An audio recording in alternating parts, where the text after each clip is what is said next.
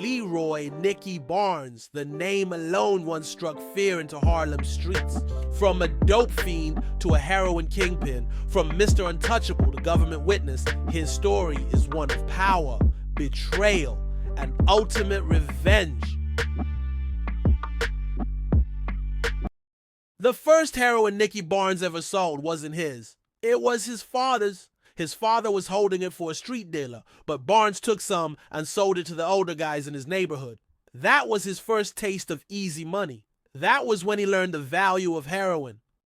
He started dealing for a bigger player, Fat Herbie.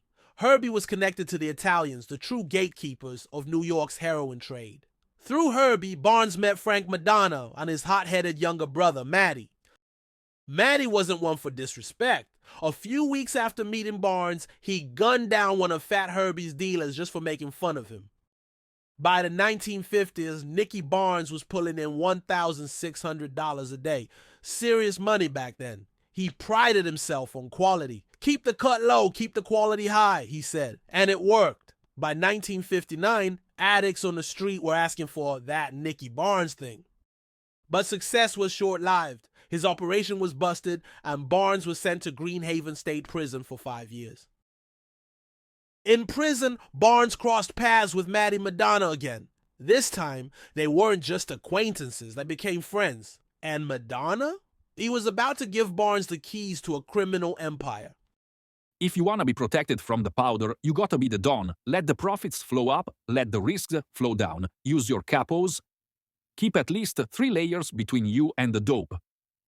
Barnes was taking notes. When he walked out of Greenhaven, he wasn't just another dealer, he was ready to be a kingpin.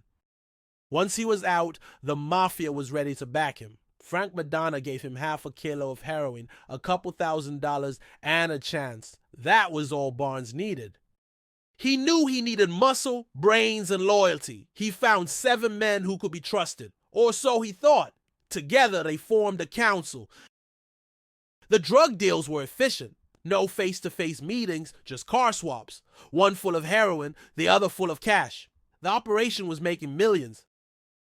By 1977, the party was over. Barnes and 24 of his people were arrested. He was hit with a continuing criminal enterprise charge, the Kingpin charge.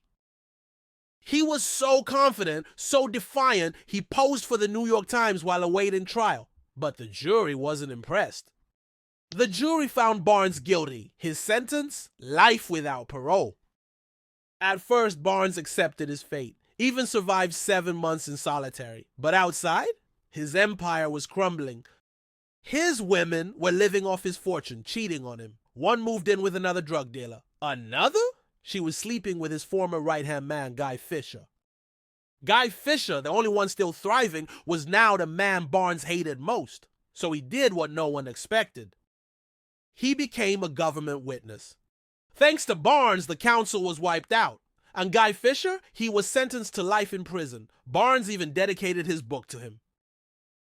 Hollywood told the story of Barnes' biggest rival, Frank Lucas, in American Gangster. But Barnes' portrayal? A flashy, ignorant thug. The real Barnes wasn't happy. When Lucas died in 2019, journalists started asking, "What about Barnes?" Turns out Barnes had already been gone for years. He had disappeared into witness protection, only to quietly pass away in 2012. The man who once ruled Harlem's heroin trade faded into nothing. Leroy Nicky Barnes, from the king of Harlem to a ghost. His story, a lesson in power, betrayal, and the cost of revenge.